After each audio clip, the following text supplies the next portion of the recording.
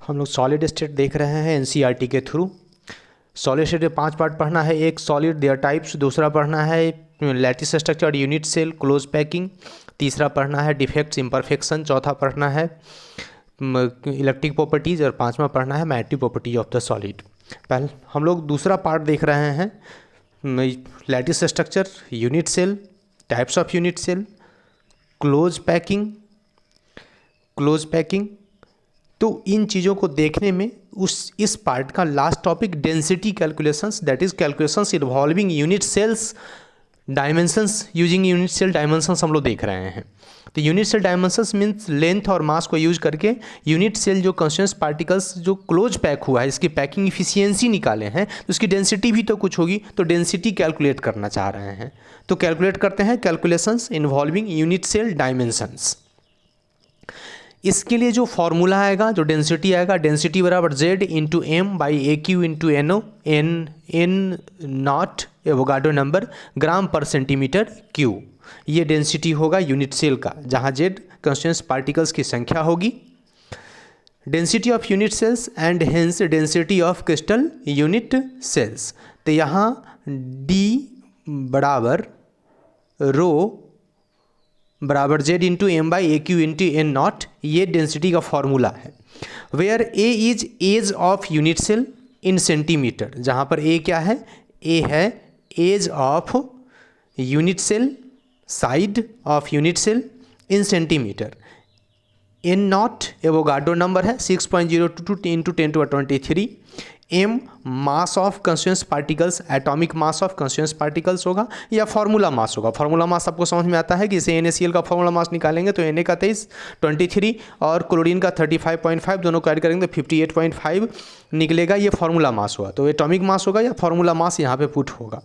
उसी से Z क्या होगा, number of atoms present per unit cells और फार्मूला यूनिट्स, मतलब कितने कंस्टिट्यूएंट पार्टिकल्स पर यूनिट में प्रेजेंट है वो होगा। आपको पता है कि फेस सेंटर यूनिट सेल में कंस्टिट्यूएंट पार्टिकल्स Z बराबर 4 होता है, उसमें 4 पार्टिकल्स प्रेजेंट होता है टोटल, क्योंकि फेस पर हाफ, कॉर्नर्स पर 1/8 होता है। 6 फेस पर हाफ इंटू 6 3 और कॉर्नर्स के लिए 1, तो 3 और 1 4 पार्टिकल्स। BCC बडी सेंटर्ड क्लोज पैकिंग के लिए, बडी सेंटर्स क्लोज पैकिंग के लिए 2 होता है। क्यों? क्योंकि बडी के अंदर जो पार्टिकल्स प्रेजेंट होगा टोटल उसका होगा, कॉर्नर्स के लिए 1 होगा तो 1 1 2 पार्टिकल्स होगा। और सिंपल क्यूबिक के लिए कंस्टिट्यूएंट पार्टिकल्स की संख्या कितनी होती है, 1 होती है। तो इस तरह से हम लोग देख रहे हैं कि कंस्टिट्यूएंट पार्टिकल्स की संख्या, उसका एटॉमिक मास, फार्मूला मास और एवोगाड्रो नंबर को यूज करके हम लोग डेंसिटी निकाल सकते हैं। क्योंकि डेंसिटी बराबर, डेंसिटी के लिए फॉर्मूला होता है मास बाय वॉल्यूम।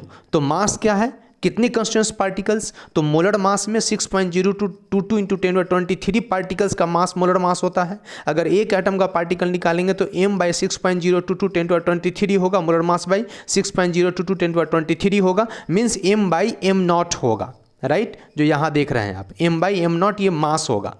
और एक पार्टिकल्स का मास m बाई m नॉट हो गया, तो Z पार्टिकल्स का 421 पार्टिकल्स, उसे मल्टीप्लाई करेंगे तो Z into M by M N not, ये मास हो गया। और AQ क्या हो गया, वॉल्यूम। तो मास बाय वॉल्यूम क्या निकला हम लोग का, डेंसिटी निकला। ठीक है, तो इस तरह से डेंसिटी कैलकुलेट करते हैं हम लोग। तो कैलकुलेट करने के लिए बुक के थ्रू एक बार देखते हैं। Let's see the book. NCERT पढ़ते रहिए। अगर NCERT समझने में दिक्कत हो तो सारा वीडियो देखिए, पीछे से और बेहतर कंसेप्ट बनेगा, पढ़ते रहिए। बुक में देखिए क्या है, from the unit dimensions, from the unit cell dimensions, unit cell dimensions का यूज करें। It is possible to calculate the volume of unit cell knowing the density of the metal का अगर डेंसिटी हमें पता है तो हम लोग यूनिट सेल का लेंथ निकाल सकते हैं, एज निकाल सकते हैं। We can calculate the mass of the atoms in the unit cell, unit cell में कितना मास है वो भी हम लोग निकाल सकते हैं। The dimensions of the mass of single atoms gives an accurate method of determination of Avogadro constant। Avogadro constant से एक कांस्टेंट पार्टिकल्स का निकाल सकते हैं, क्योंकि एवोगाड्रो कांस्टेंट 6.022 10⁻23 होता है, उतना बराबर मोलर मास होता है, m होता है। तो 6.022 10⁻23 इज इक्वल टू कितना हो गया, मोलर मास। तो एक करेंगे तो m by 6.022 10⁻23 means m by Na, ये एक कंस्टिट्यूएंट पार्टिकल्स का मोलर मास निकलेगा, है ना, m बाई Na। एम क्या है, मोलर मास है, और एन क्या है, वो गाडो नंबर है। तो एक एटम का कंस्टिट्यूएंट पार्टिकल्स का मास जो निकलेगा एम बराबर एम बाई एन ए निकलेगा। ठीक है।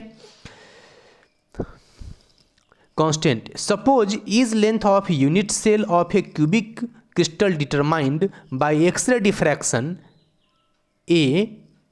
अगर हम लोग एक्सरे डिफ्रैक्शन से अगर उसका साइड हम लोग निकाल लें, एज निकाल लें, ए निकाल लें, D the density of solid substance and M molar mass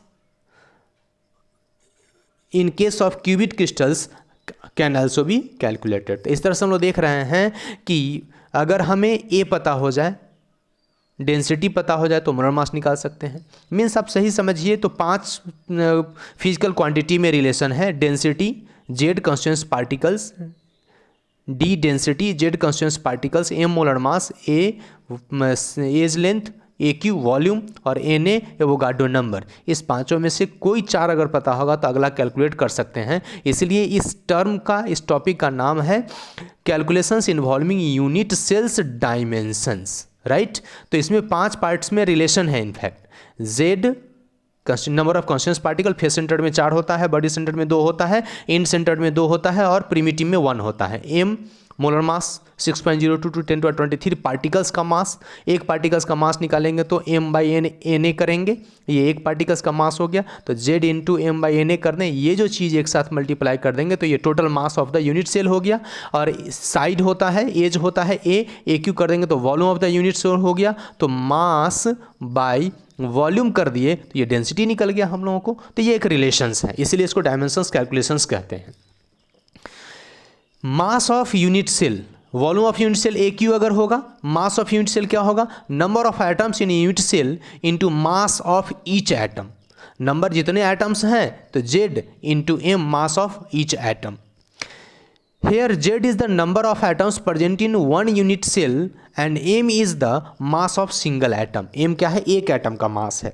mass of an atom present in unit cell is equal to M बराबर M बाई एन ए। क्यों? क्योंकि M क्या है, मोलर मास है, और Na क्या है, वोगाड्रो नंबर है। वोगाड्रो नंबर कितना होता है, 6.022 10⁻23।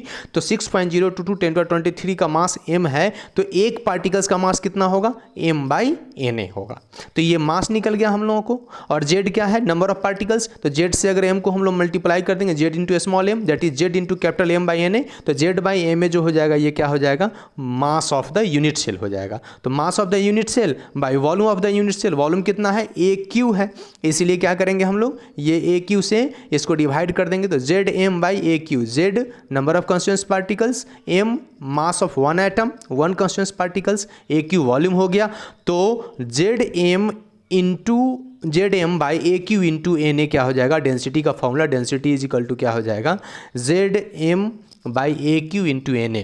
अरे यहाँ याद रहे, जेड क्या है, कंस्टिट्यूएंट पार्टिकल्स है, एम क्या है, मोलर मास है, एन ए क्या है, वोगाड्रो नंबर है, ए क्या है, साइड है, ए क्यू क्या है, volume of the unit cell है।